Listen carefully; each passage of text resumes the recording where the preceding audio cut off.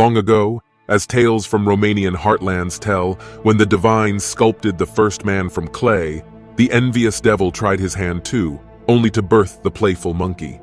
In a ploy to mock the divine, he whispered to man to don his skin differently, to growl and lurk beneath bridges, hoping to terrify the Almighty.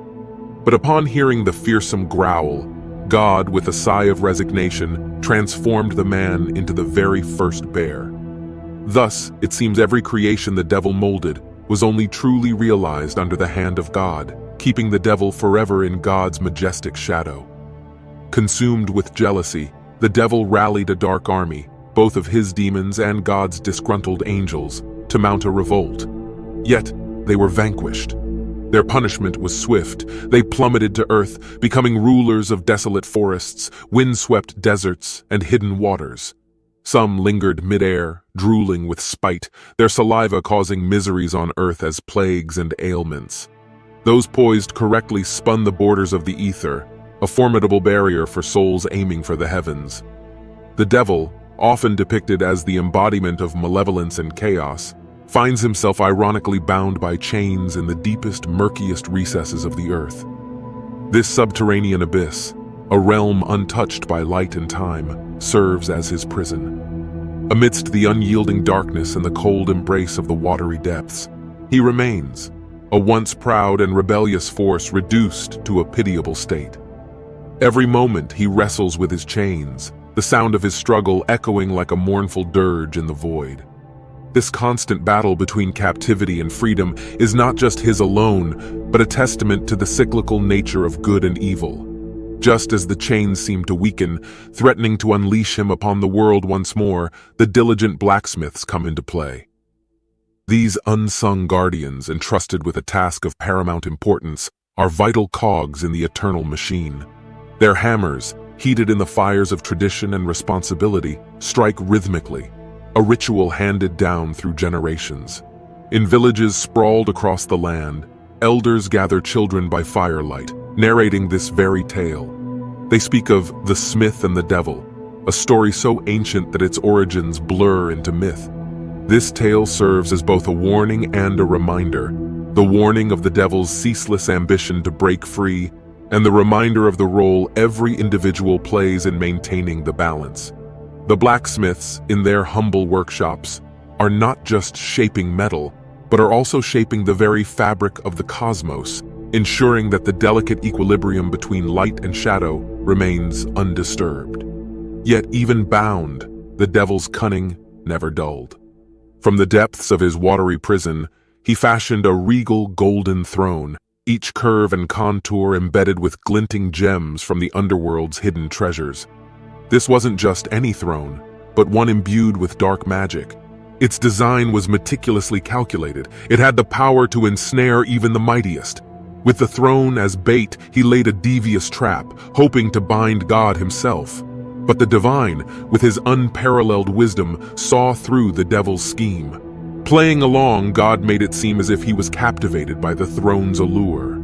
Just as the devil's anticipation reached its peak, God turned the tables, coaxing him into demonstrating the throne's comfort. The moment the devil complied, the very magic he imbued in the throne ensnared him, leaving him bound and defeated, a victim of his own treachery. In the Romanian heartland, elders often speak of this tale, using it as a testament to the devil's tenacity and God's unmatched sagacity. But they also tell of the devil's spirit, an essence unchained, which wanders endlessly. It meanders through forsaken lands, places where neither rooster crows nor priest prays. In these realms, he manifests in countless guises, sometimes the whimsical goat, frolicking in moonlit meadows, or the majestic dragon, its silhouette stark against the setting sun, casting a shadow of fear across the landscape. Yet there are forms, ethereal and pure, that remain beyond his reach. They are the embodiments of God's purest creations, and they stand as a constant reminder of what the devil cannot corrupt. Each time he attempts to emulate these shapes and fails, it reinforces his eternal struggle, forever caught between his ambitions and his limitations. While the devil's reputation as the master of disguises spreads fear amongst many, there are those who remain audacious in his presence. In hushed tones, some dare to ridicule him, giving him epithets like the Dark One or Scarioci, drawing parallels to the treacherous Iscariot. In village squares and bustling markets, the common folk chuckle as they recall tales of his blunders, claiming to have cut the devil in four, an idiom used to denote their own successes, as if triumphing over the devil himself. Despite his notorious reputation, the devil isn't just a symbol of malevolence.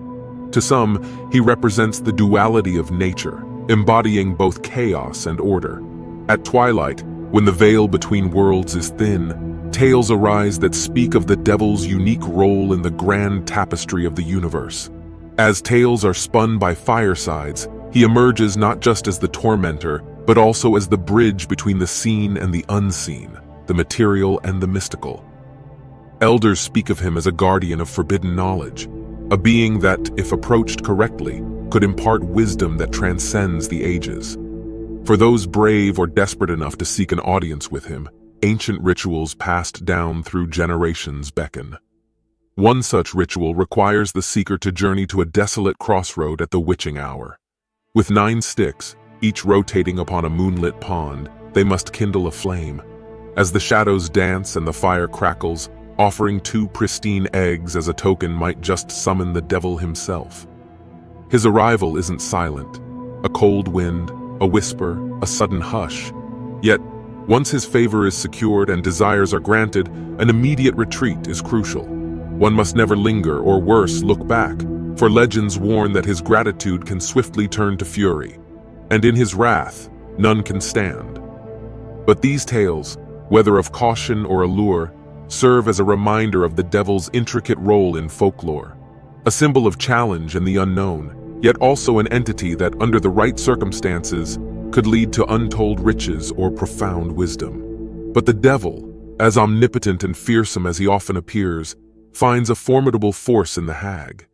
This isn't just any woman, but an ancient soul, her wisdom honed through eons, her power echoing from times forgotten. Revered by many as a healer, a guardian of old secrets, and a masterful sorceress, she stands as a testament to the unyielding spirit of nature and the arcane.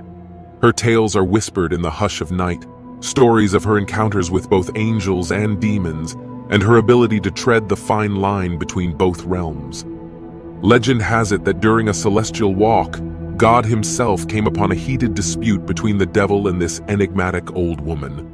The quarrel was so fierce, the ground trembled, and the skies darkened, signaling the potency of the clash of wills. Hoping to bring peace, God dispatched St. Peter, his trusted apostle. Yet, in his haste to quell the dispute, St. Peter, blinded by the similarities in their intense energies, committed a monumental blunder.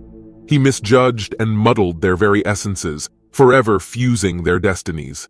This act not only intertwined their fates, but also set the stage for a cosmic dance of power and wit, where sometimes the hag outshines even the cunning devil.